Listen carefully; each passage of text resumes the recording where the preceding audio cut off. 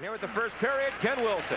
And we're underway, and the Canucks have the puck. Larionov, the Soviet player, loses it, but it's covered by Lidster at center ice. For Wilson, fails to reach him. Omesso centers, and Reinhardt intercepts, and Krutov clears to center ice to the well-traveled Dan Quinn.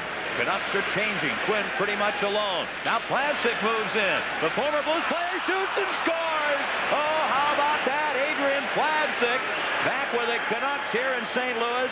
His first shift, and he beats his former Peoria teammate Curtis Joseph Lowe.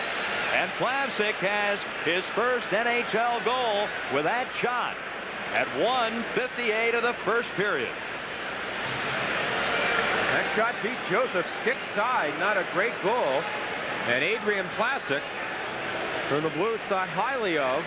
They did not want to trade Plavsic, but had to give him up to get Sutter and Snaps, and he beat Joseph short side, and that is Plavsic's first National Hockey League goal.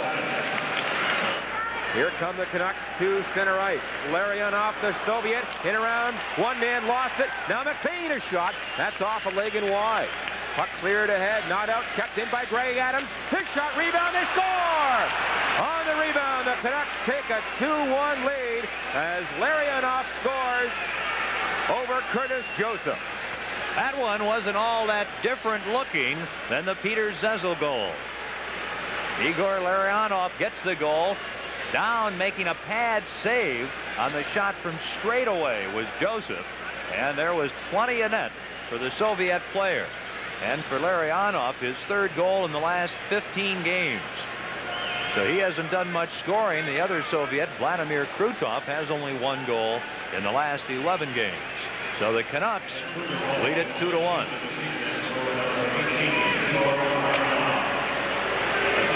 So Larionov gets the goal, his 16th, his first goal in a span of 8 games. Canucks get the draw back on the right point. Lumme.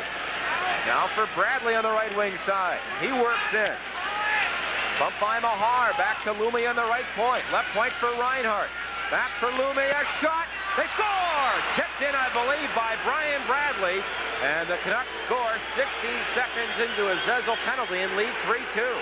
The Blues just cannot get the lead in this game. They've trailed 1-0 and tied it. Trailed 2-1 and tied it. And now fall behind again. The former Flame, Brian Bradley, was right there. Lumme let the shot go, and Bradley was unattended and tips it by Curtis Joseph.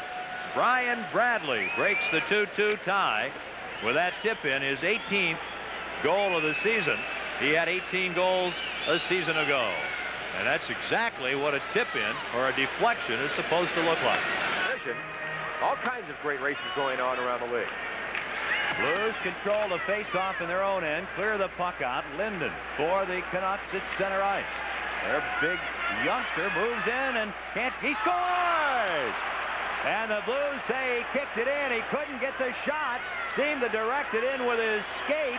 And now Paul Stewart, the referee, is informed by one of his linesmen, in this case Mark Perry, I believe, that the puck was kicked in. But we'll have to wait and see.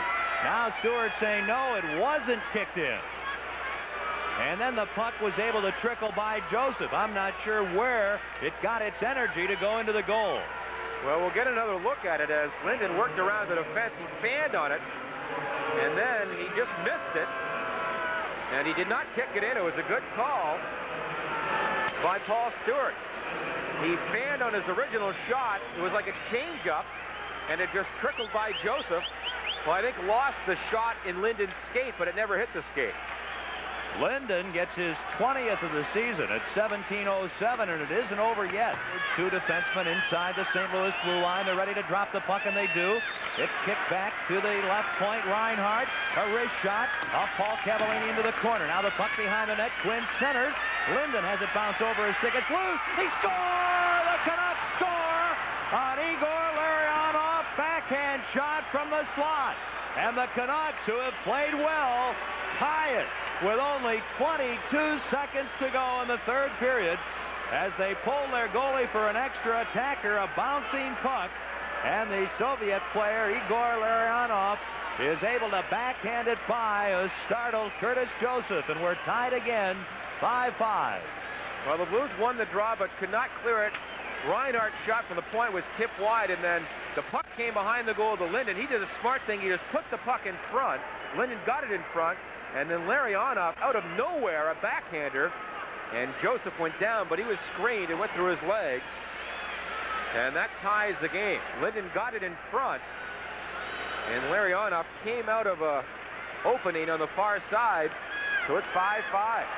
This one could well be headed for overtime.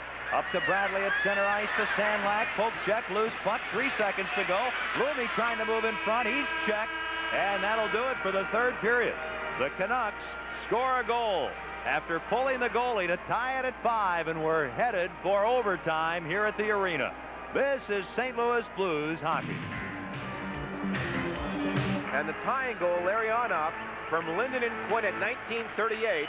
And we go to overtime. The Canucks have the worst record in overtime this year. They're 1-5-12. The Blues 2-2-9. Knocked down by Paul Cavallini, and the puck swept out to center ice. Here's a chance for Vancouver. Bradley moves in over the line. Right wing to Bozak. A shot hits the skate in front to Lumme all alone. He shoots. He scores! A backhand shot by Jyrki Lumme, the ex-Canadian. And the Vancouver Canucks win it at 2:19 of overtime. That pass hit a skate, and Lumme, very offensive-minded, moved into the slot, moved in alone, and sent a backhander by a startled Curtis Joseph. The Canucks scored with less than 3 minutes to go to get a goal back when they were down by 2, scored with 22 seconds to tie it, and then win it in overtime on the goal by Lumme. A little backhander, an off-balance shot at that. And the Canucks come to St. Louis and surprise the Blues with an overtime victory, 6-5. Well, on the play, it was a rather lucky hop off a skate. It came to Lumme, and he walked in alone. And his backhander went right by Joseph's stick. And Lumme gets his second goal as a Canuck, third of the year at 2:19. And the crowd here walks to the exit.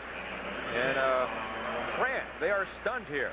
Well, it was one of those games that the Blues did not do what they wanted to do, yet they had a victory within their grasp, 5-3 with less than 3 minutes to go in regulation play. But they lose in overtime, 6-5. We'll be back at the arena here in St. Louis. This is St. Louis Blues hockey.